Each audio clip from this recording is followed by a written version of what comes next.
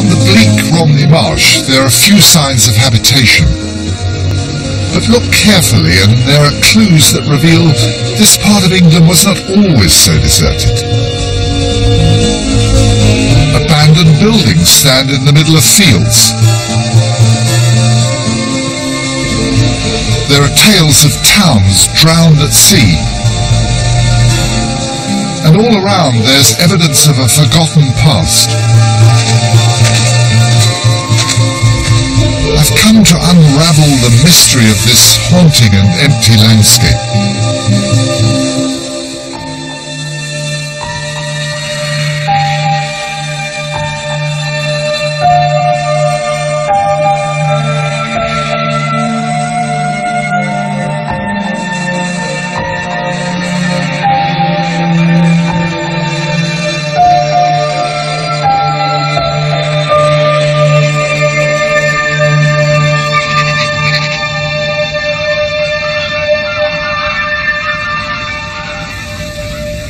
This low-lying landscape at the extreme southeast of Britain looks timeless.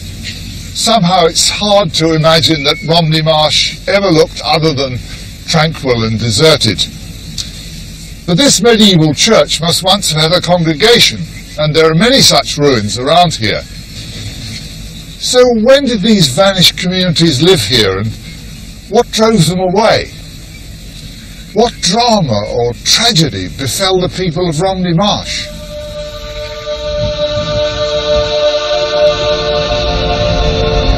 Evidence is still emerging of the settlements that once dotted the marsh. Near the town of Lydd, digging at a quarry is revealing signs of early occupation. In charge of the excavation is archaeologist Luke Barber. We've been here since 1991. And in fact, this water-filled gravel pit you can see here, we've looked at all this area underneath here, right the way over to the plant site here where all the conveyor belts are. Before the gravel here is extracted, the topsoil must be scraped away. And it's at this stage Luke's team has a chance to look for signs of occupation. In marshland like this, the most obvious sign is drainage ditches.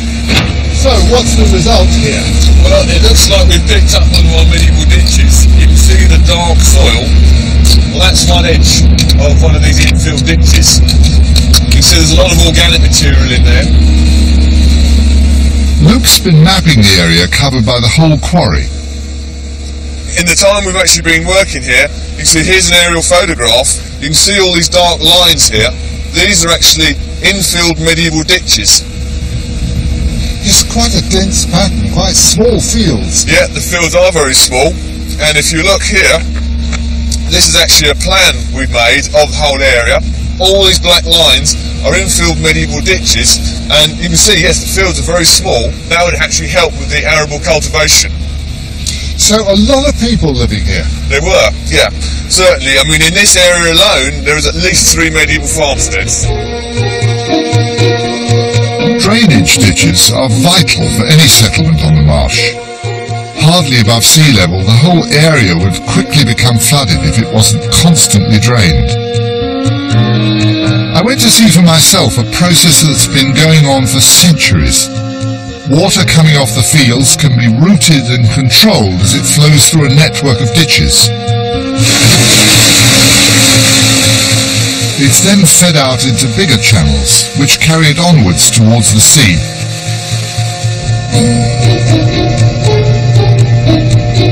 This whole part of the country, from Hythe to Winchelsea, was drained and reclaimed from the sea, turning unusable salt marsh into productive farmland.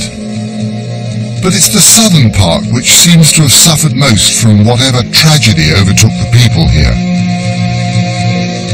I discovered that since the 9th century the marshes had been owned by the Priory at Canterbury, so I set off to search in the cathedral archives to find out when the southern part was first drained.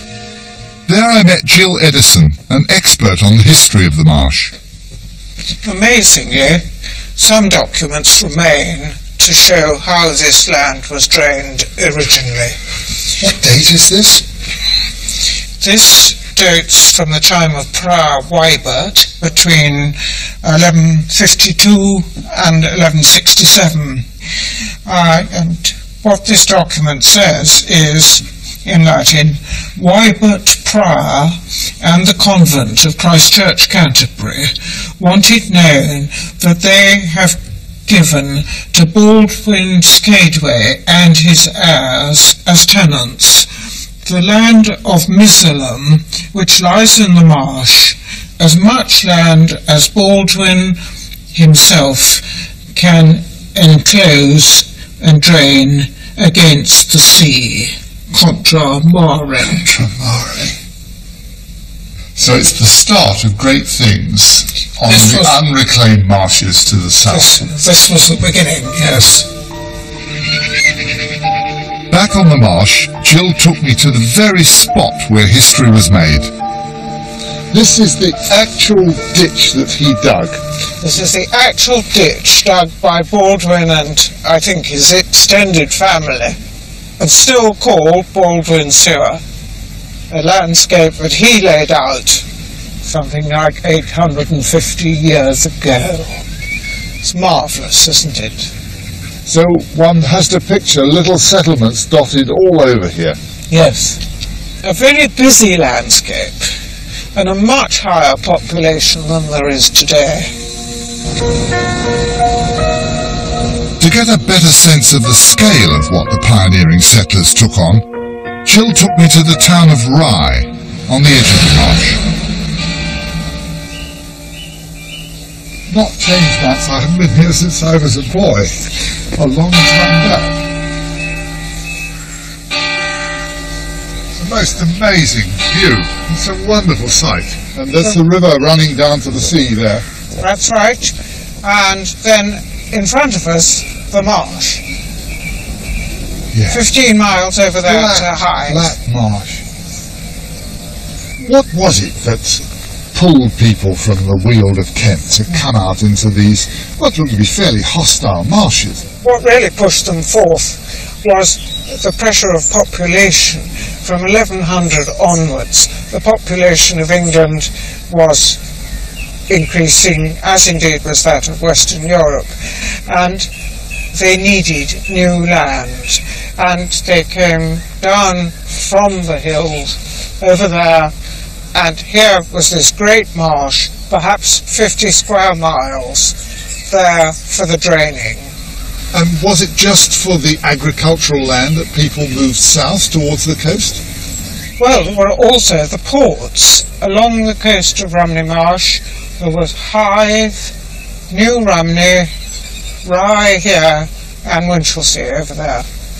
All very important ports for shipping and commerce with the continent. So this was an important part of England. Absolutely.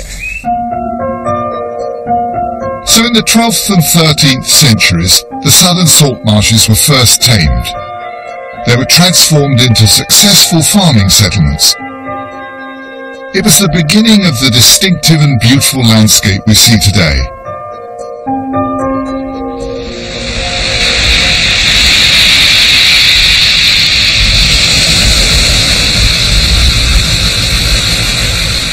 So what could have happened to have upset these prosperous communities?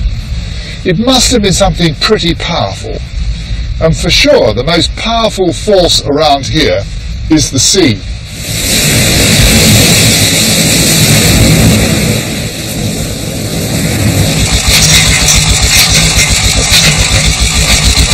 To find out how the sea and the marsh have been interacting over the centuries, I met up with geologists who are surveying the ground that runs along the coast.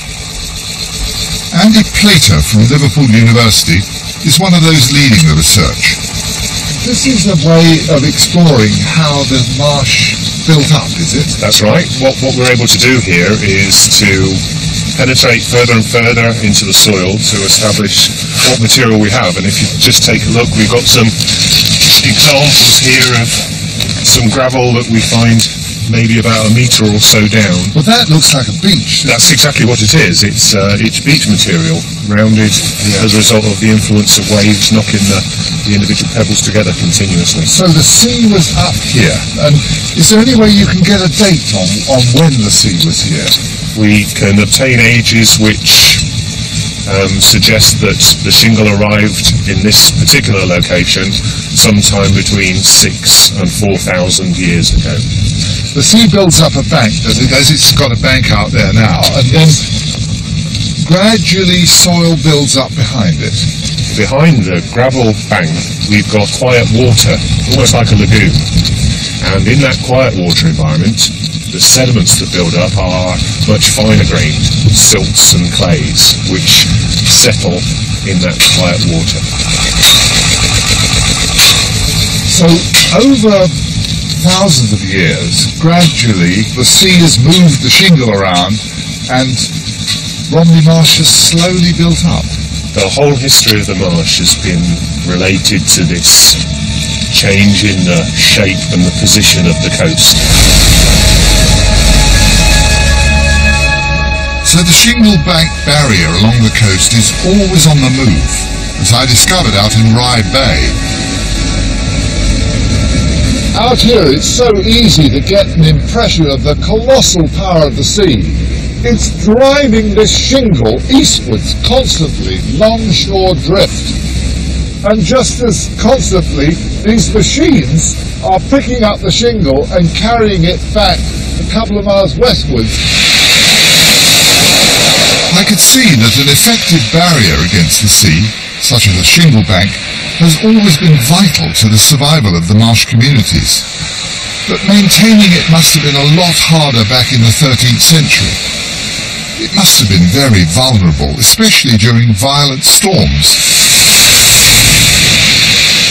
And we know that these were particularly stormy times. There are some surviving eyewitness accounts, one of them by a travelling monk called Matthew Paris. He records that on October the 1st, 1250, there was a colossal storm. The troubled sea crossed its usual bounds, flowing twice without ebbing, and gave forth such a horrible roaring and crashing that it resounded in places remote from it.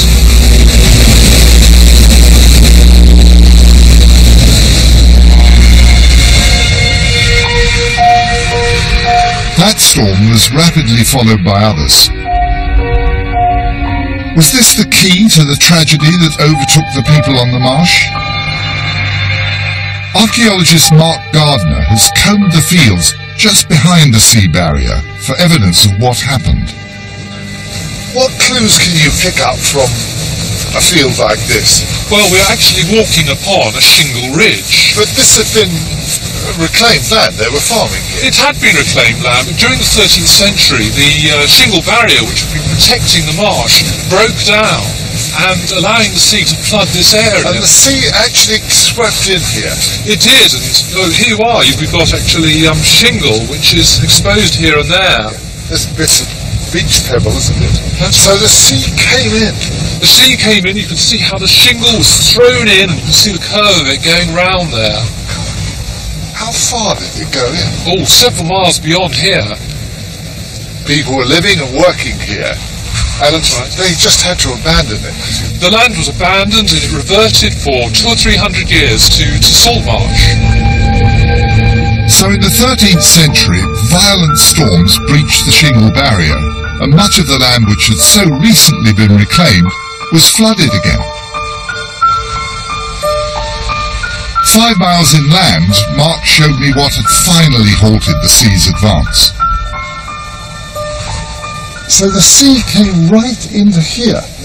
Yes, this wall, which had already been constructed, was reinforced as it became increasingly clear that there was a danger of flooding. And they built this wall as a barrier to the sea and raised its height so that it would act as a second barrier. I mean, look at the extent of this. It's going winding away over the marsh. Well, I think it's amazing. I mean, it must have been a huge project to dig out the soil from the ditch behind it and pile it up here. It must have involved hundreds of men for, well, a long time. And the wall worked, did it? The wall worked and the land there was saved entirely from the sea. It's astonishing to think of the sea breaking in this far. It is an incredible thought, and in fact you've got very clear signs of the way the sea did eventually come in, with a clear difference in height on that side. It's higher here than it is here. That's it, and the land here has had the silt piled up against it by the sea.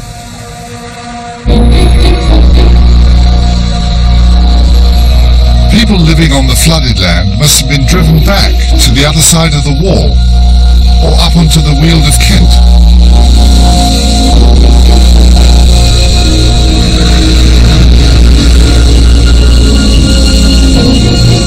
But how did those devastating storms affect the major ports along the coast?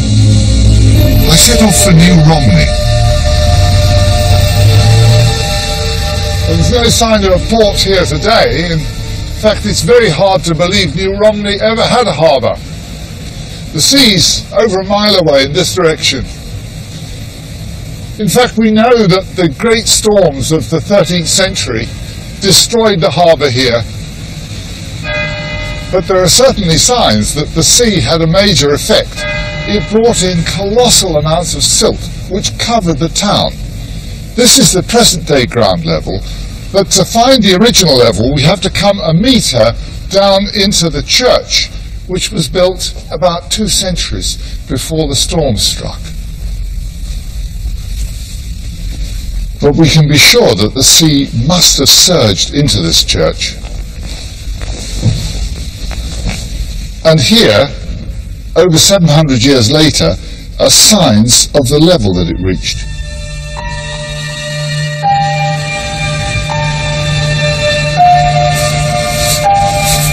The succession of storms in the late 1200s had an even more dramatic effect on another of the ports on the Marsh. It's difficult to imagine now, but somewhere out there in Rye Bay was the thriving port of Old Winchelsea. No sign of it remains now. So what happened to the inhabitants? Well, there still is a town of Winchelsea on the edge of Romney Marsh. A new town, built to house people displaced by the sea. At the local museum, I arranged to meet historian David Martin. This is a late 16th century map, long after Winchelsea had disappeared. To orientate yourself, there's Rye there, and if you look a couple of miles to the southeast, there marked on this plan is part of the site of Old Winchelsea, drowned with the sea. Then if we come in through the estuary and up the River Brede, right in the corner of the map here, there is New Winchelsea shown, with its grid system, with its defences, still intact. So that's 13th century new town. Yes, indeed, yeah. How did that come about? Well, it was Edward I. He realised that the old site was just too important to lose. So he compulsorily purchased the hill over a couple of miles to the west, instructed commissioners to lay out the grid and lay out the streets. That was in 1280. In 1288 it was handed over to the Mayor and Jurates. And this is the layout of that plan. You've been able to reconstruct all those plots from records. Very lucky, we've got a detailed rental of 1292. And so there you can see the town laid out, and there at the northern end, just below the cliff on the edge of the Brede, there are the harbour plots. And that was a key part of Winchelsea's life. Indeed, that was what gave Winchelsea its success. I was amazed to discover that Winchelsea had risen again, and at least for a while, became a success story on the edge of the drowned marsh. Like its predecessor, it became a major port, specialising in the wine trade. The sites of 50 medieval wine vaults can still be identified. So we're going to have a look at the largest of the wine cellars that still survives. Underneath this ruined building. Yes, indeed, the same size as this building. They're all vaulted.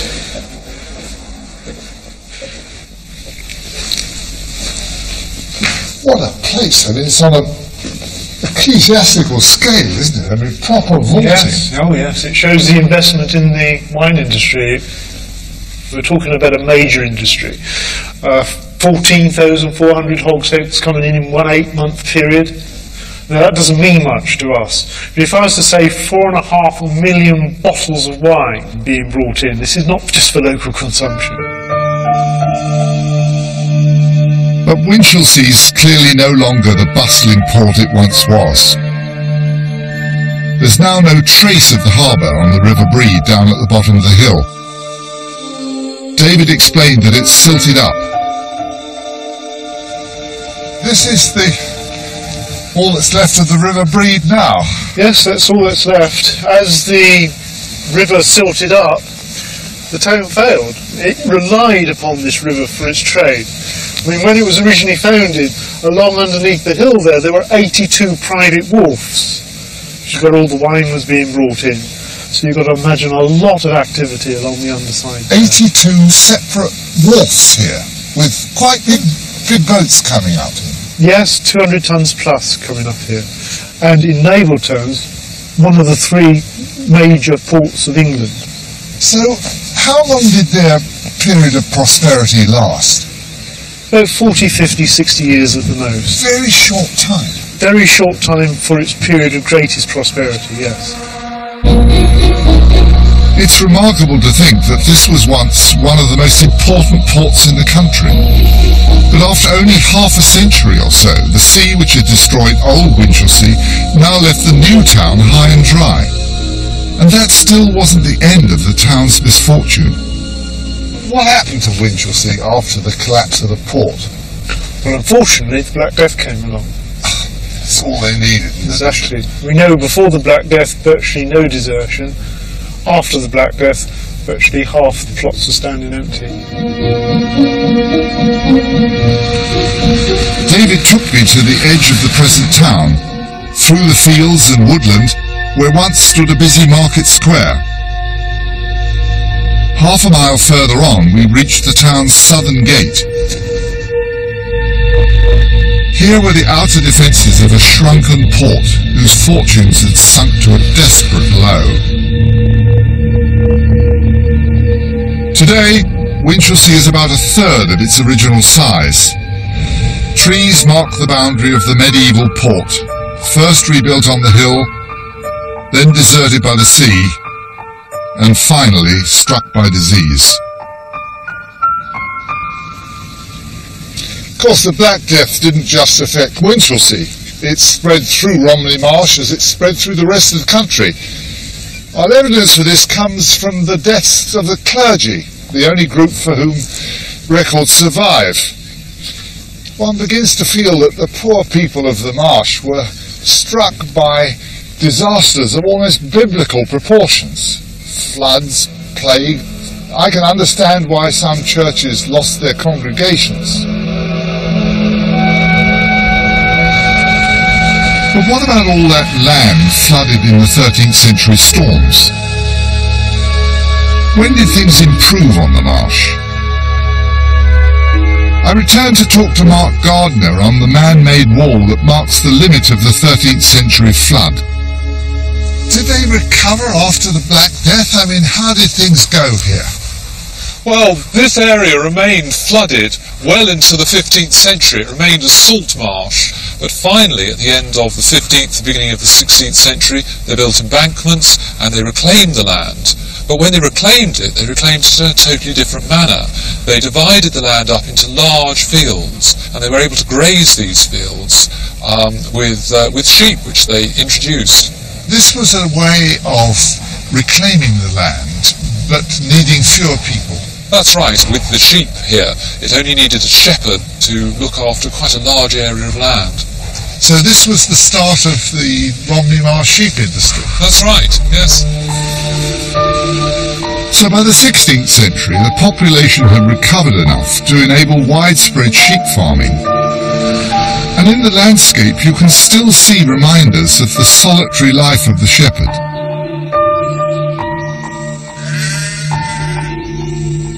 During the lambing season, they needed to be out with their lambs And so the shepherds, the lookers, built these huts, and they would live here for weeks on end during the lambing season. That's charming, isn't it? Fine. Good warm inside too. Yes. Very sweet place, isn't it? It's lovely, and you know, you can imagine living here, can't you? Oh yeah. Because this is a fairly modern one. Well, this one's been rebuilt, in fact, but we know that they had similar buildings in the 19th and indeed the 18th century, and they would have had something similar going back even earlier than that. So I get this picture of little lookers' huts dotted all around the marsh. Lots of sheep, but not very many people. So for hundreds of years, this landscape took on a different appearance, dominated by sheep, long enough for a distinctive breed to develop. Jonathan Cole farms here today. So this is a real Romney. Yes, this is a pure Romney. Yeah. It's quite a heavy breed, isn't it? Yep, they're one of the larger breeds of sheep, yes. Yeah. With a good fleece of wool, as you can see. Yes, slightly wavy texture. Yes, those crimps, that is a sign of quality, yes. Yeah. This breed's been living on the marsh for hundreds of years. Yes, for centuries. They've developed gradually and suit the area perfectly. Yeah. And you get some meat off them too? Yes, they're a very good dual-purpose breed for wool and meat, yes. So, was the marsh finally tamed? Did the population now slowly recover? I discovered that wasn't to be. The long-suffering people were now faced by a new threat, as I learnt from historian Mary Dobson. Well, they got some sheep established in the reclaimed land, and one rather hopes that they would have had a period of peace and stability thereafter. Far from it, no. In fact, by reclaiming the land, they created conditions that were ideal for mosquitoes, breeding mosquitoes. And this mosquito actually carried malaria.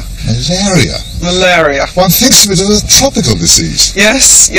It was a form that's not as fatal as the form that you find in the tropics, but nevertheless it wreaked havoc on the marshland populations, and mortality rates in the area were extremely high, and people really did suffer from what they called the ague. And you've evidence that it really was worse down on the marshes. That's right, yes, I've actually done a study which I called Contours of Death, because the contours of death match the contours of the land, and if you look at the low-lying areas, death rates were really very high.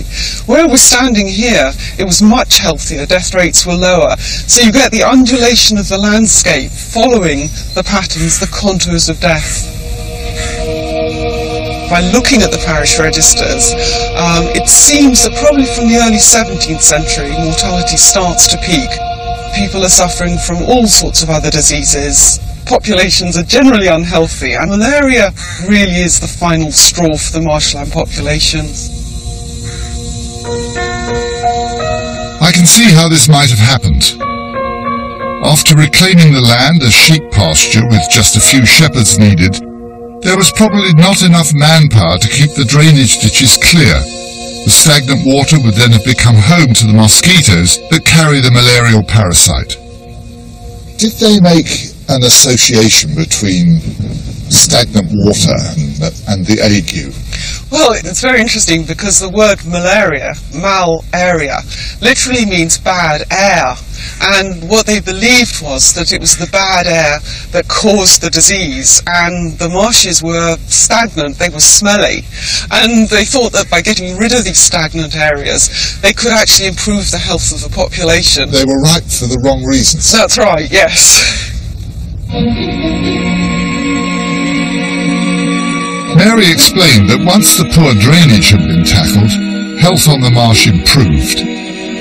The turning point was the cutting of the Royal Military Canal. Built for defence in the early 19th century, it became the most important drainage channel to the sea. By the end of the century, the mosquitoes and the malaria had gone, but the population never recovered.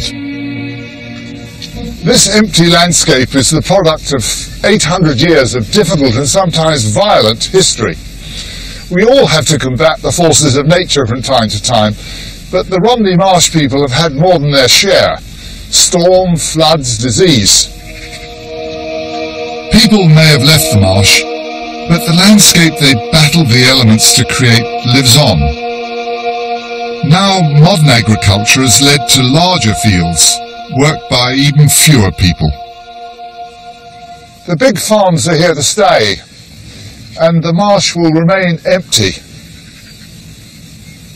It will keep its wonderful bleak beauty.